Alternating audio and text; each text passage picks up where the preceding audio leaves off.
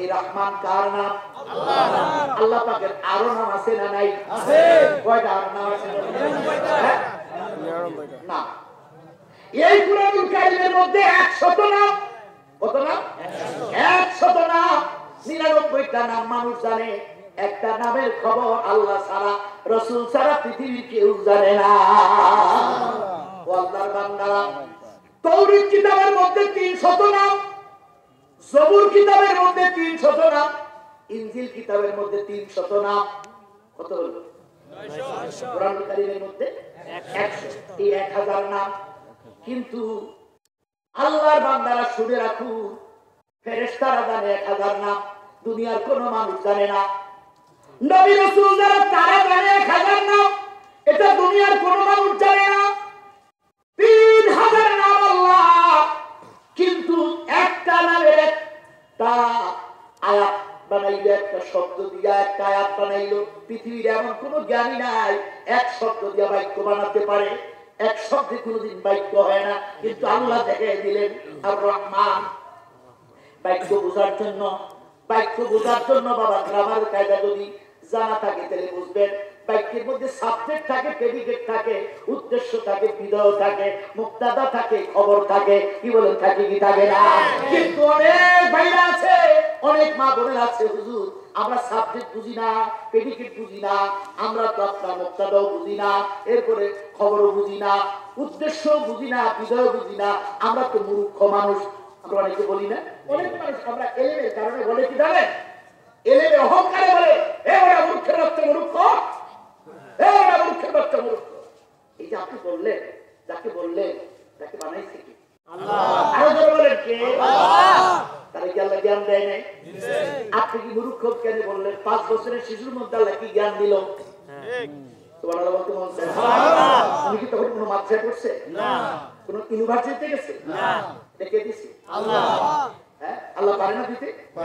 আমরা বাংলাদেশের যে মুসলমানগুলো আছে তাদের কালকে শীত হলো না, পুরো আমি দেয়ালে জমেছি সব আমার পকেট থেকে, চাঁদপুর থেকে কষ্ট নেই, কিছু মনে কথা বললে দিনটা খালি। এমন দেশে বাস করি, চাঁদপুর কুরানবাজার মধুসূদন মাঠে, চাঁদপুর যারা চিনে, চাঁদপুর শহরে বিশাল জনতা।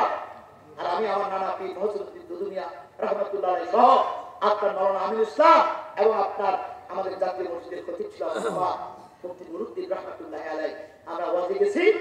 তা আমাদের এই ঈদ লাভের ভিতরে বইরা এরকম কোটি কোটি দেয়, আমি বলছি হুজুর করছি, ও হুজুর করছে, এ বলে শেখ মুজিবের কোটি, এদিকে এটা ওলামা একরামের কোটি। কথা বলেন না, সমস্ত ওলামা একরাম এটা বলে আমার ভেবে করছে, কি বলে ঠিক কিনা? এটা মসজিদ কোন, এটা ওলামা কোন। কথা বলেন না, এই মসজিদ কোন বলেন, এটা ওলামা কোন। আপনারা কি রাজি আছেন না? সারা দুনিয়ার সমস্ত মুসলমানরা একমাত্র সৌদি আরব বাদে এই ভারতবর্ষে যত আলেম আছে তারা এই কোট করে।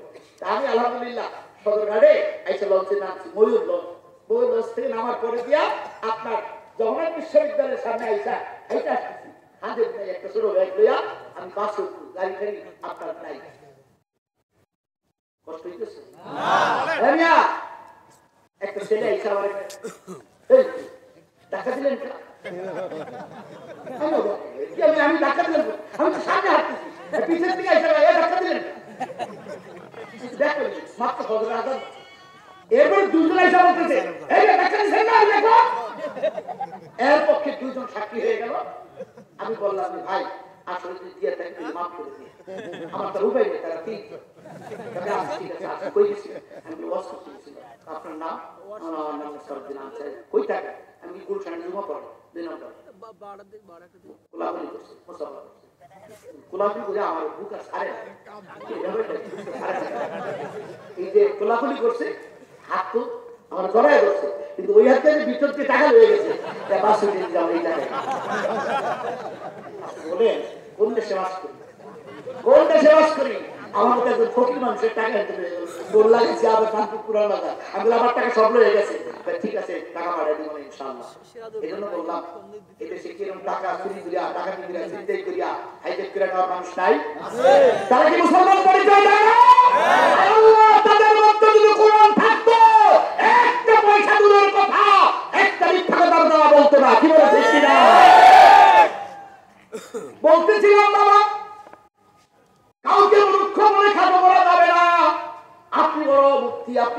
উনি আপনি বড় ক্ষমতার অধিকারী, খবরদার রিক্সা চালায়, ও কিন্তু আল্লাহর বান্দা, ও কিন্তু আল্লাহর বান্দার খেয়ে বাঁচতেছে, ওর জমিও ফসল হয়। খবরদার অহংকার টাকার করবেন না, অহংকার ক্ষমতার করবেন না, অহংকার আমলের করবেন না, অহংকার এলেমের করবেন না। ওরা আল্লাহর বান্দা, যদিও তারা অমুসলমান। কি বলে ঠিক কিনা? যদিও তারা মুসলমান, যদি আপনি মুসলমানের চরিত্র, রাসূলের চরিত্র যদি আপনার মধ্যে আছে, মার খেতে হবে না, তামাম দুনিয়া আপনার পায়ের নিচে এসে পড়ে যাবে। মুহাম্মদের মধ্যে লেখছে, আপনাদের কথাটা মনে হয়ে গেল, আমি ঘরে মনে একটু বলছিলাম, বাইরা রাসূলের জামানায় একজন বিধর্মী, একজন অমুসলমান আমার আল্লাহর ঘরের মধ্যে পেশাব শুরু করে দিল। আমরা নাউজুবিল্লাহ, সাহাবায়ে কেরাম তো রেডি হয়ে গেছে, আল্লাহর ঘরে পেশাব করতেছে। আমার রাসূল বললেন, থামো, তাই পেশাব করতে দাও। সুবহানাল্লাহ বলবেন না? ওই লোকটারে বললেন, লোকটা কি? লোকটা ইহুদি, কিন্তু আল্লাহ রাসূল নিজে বললেন, আরে থামো, তাই পেশাব করতে দাও। আর পেশাব করতে দিয়েছে, পেশাব করার পরে সাহাবীরা বললেন, বালতি আনো।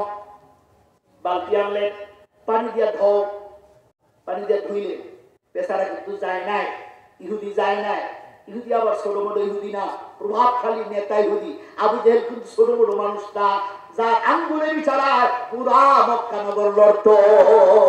ওই ইহুদিও এইরকম প্রভাবওয়ালা, আঙ্গুল দিয়ে ইশারা করলেন, মহল্লা আপনার থরথর করে কাঁপে। আমার রাসূল জিজ্ঞাসা করে, বাবা তুমি কি দেখো না এটা মসজিদ? আমি দেখি তো পেশাব করছি, বুঝলেন না? দেখি তো পেশাব করছি।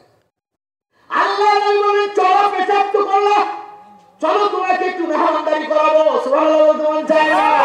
রাসূলের বাড়িতে গিয়া আল্লাহ রাসূল তাকে মেহমানদারি করালে, এরপরে চেয়ে দেখে তার পায়ের মধ্যে জুতা নাই। আমার রাসূল বললেন, এক জোড়া জুতা আনো, এই জুতাটা বাবা তুমি পরো, কেমনে যাইবে এই গরমের মধ্যে, উত্তপ্ত গরম, জুতা পায়ে দিয়ে চলে যাবা। উনি বড় খুশি হলেন। এরপরে বললেন, তুমি কিভাবে যাবা, তোমার কি সোয়ারি আছে? না, আমার সোয়ারি নাই। আমি সোয়ারির ব্যবস্থা করতেছি। একজন সাহাবী আপনার একটি সোয়ারি আনিয়া, একটা উট আনিয়া বলল, এই লোকটারে তার বাড়িতে যায় পৌঁছে দিয়া আগবা।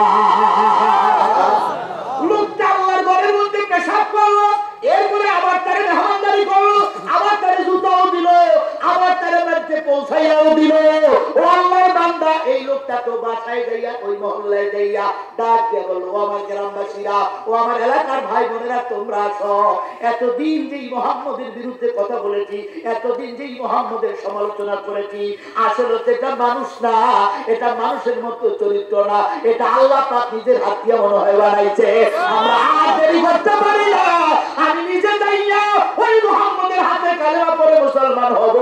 আমি সিদ্ধান্ত নিয়েছি, বাড়িতে আসছি এই দাওয়াতটা তোমাদের দেওয়ার জন্য, তোরা যাবিনি আমার সঙ্গে। বাবা তারিখে মুহাম্মদের মধ্যে লেখছে, একজন নয়, দুইজন নয়, 300 নারী পুরুষ যাইয়া আমার রাসূলের হাতে হাত দিয়া বায়াত গ্রহণ করে তারা বলেছে, লা ইলাহা ইল্লাল্লাহু মুহাম্মাদুর রাসূলুল্লাহ, বলুন সাল্লাল্লাহু আলাইহি ওয়াসাল্লাম।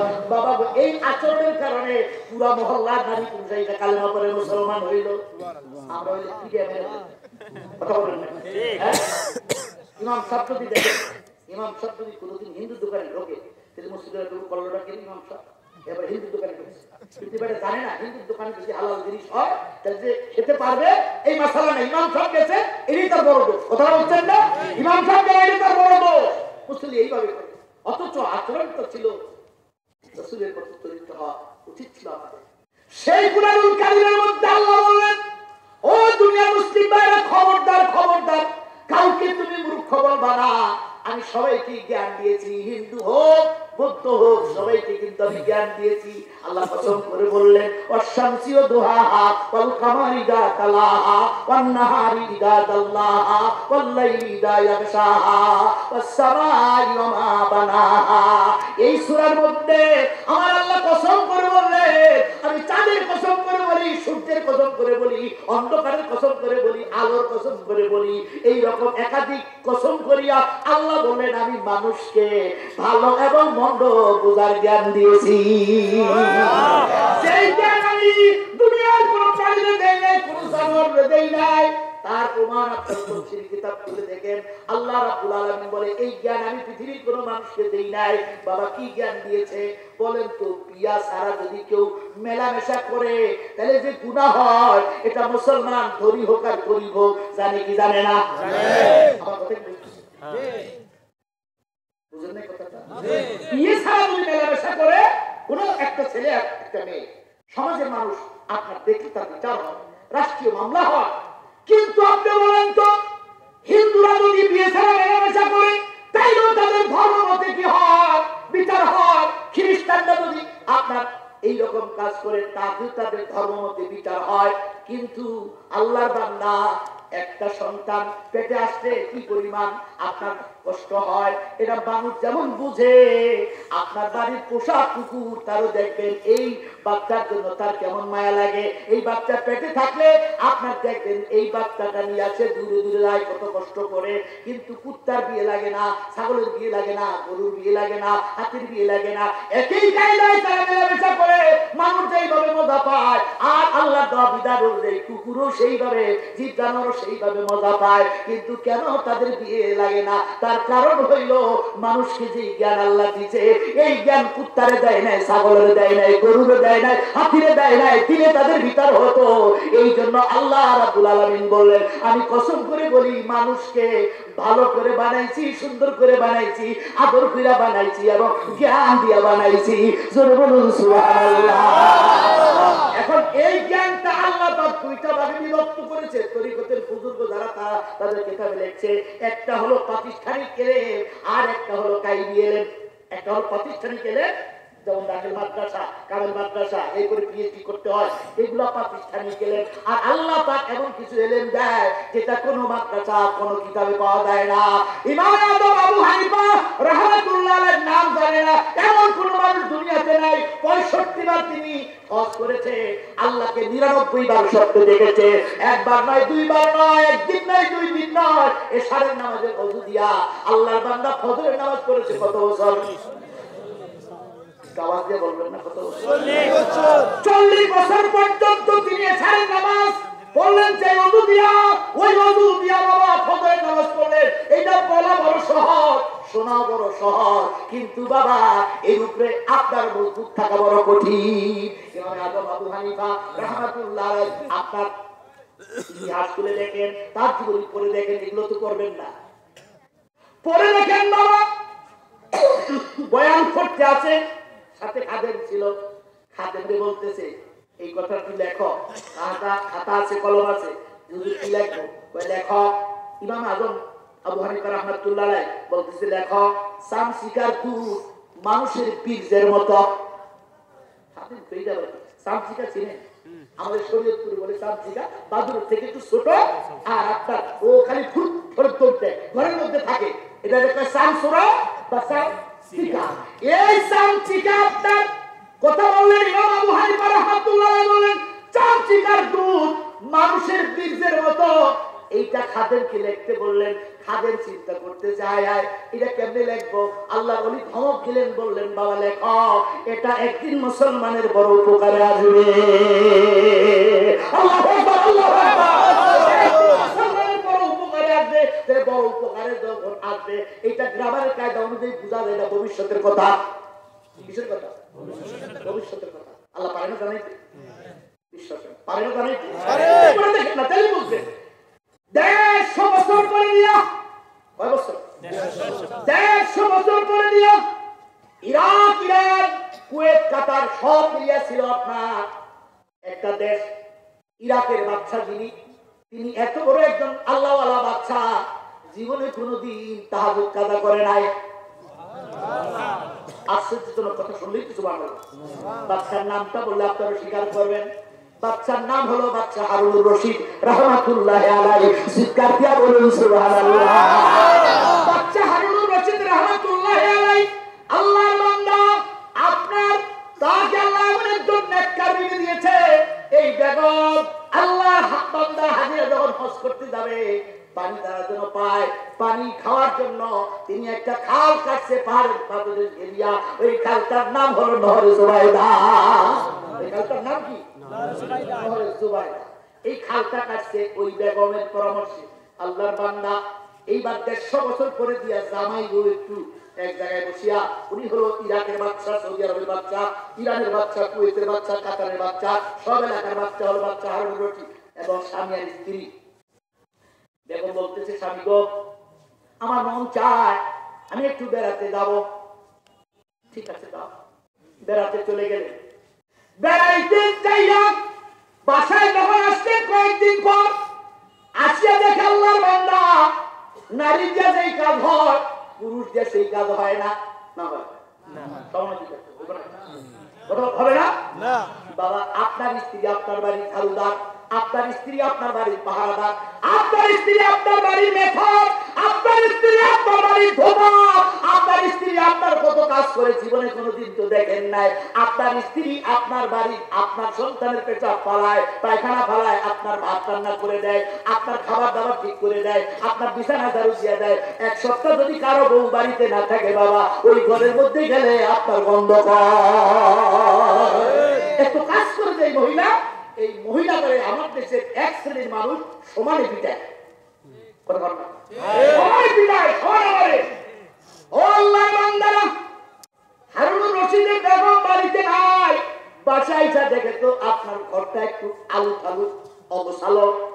এবার যেই বেডের মধ্যে থাকে বাচ্চা, যেই রুমে স্বামী স্ত্রী নিয়ে থাকে, হারুন রশিদের বেগম চায় দেখলো চাদর, আপনার চাদরের মধ্যে পুরুষের বীর্য পড়ে থাকলে যে রকম শক্ত হয়ে যায়, উনি দেখলে চাদরটাও আগোছালো এবং পুরুষের বীর্যের মতো দেখা যায়।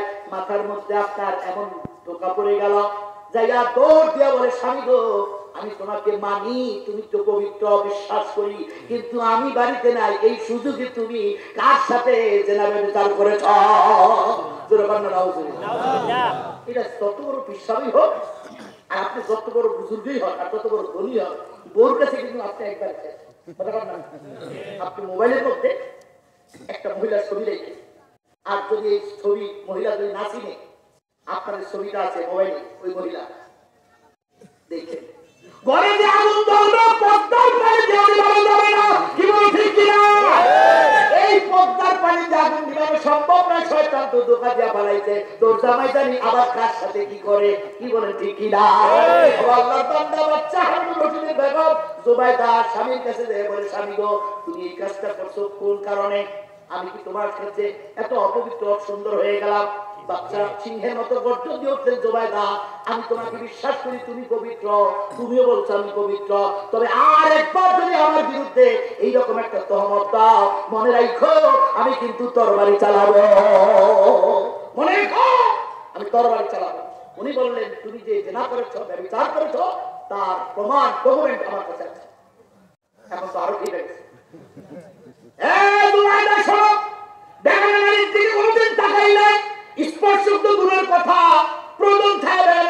আমার সামনে দিয়ে কোনোদিন যেতে পারে নাই, আমার কাছে প্রমাণ আছে। কি প্রমাণ আছে? তুমি জেনা করছো সেই প্রমাণ আছে। এইরকম ভাবে উনি বলতেছে প্রমাণ আছে, উনি বলে আরেকবার বললে তরবারি চালাবে। বাড়ির মধ্যে হট্টগোল এমন হয়ে গেল। একদল সেনাবাহিনী আপনার বেগমের পক্ষে চলে গেল, একদল সেনাবাহিনী বাচ্চার পক্ষে চলে গেল। বিরাট আয়োজন হয়ে গেল, মনে হয় কোন যুদ্ধ বাঁধবে। আর ওই যুগে এবং বড় বড় আল্লাহর ওলি যারা ছিল ওই দেশের ওই জমানায় যারা বাচ্চা যারা থাকতো, তারা বাবা আপনার বড় বড় আলেমদের এক উপদেষ্টা প্রধান যারা তাদের লাগতো। বড় বড় মুফতি, বড় বড় আলেম, আল্লাহ করতো, বাচ্চা হতো, মন্ত্রী হতো, তাদের প্রধান উপদেষ্টা থাকতো বড় বড় আলেম। হারুন রশিদের দরবারে এমন একজন আল্লাহর ওলি নিয়োগ দিয়েছে।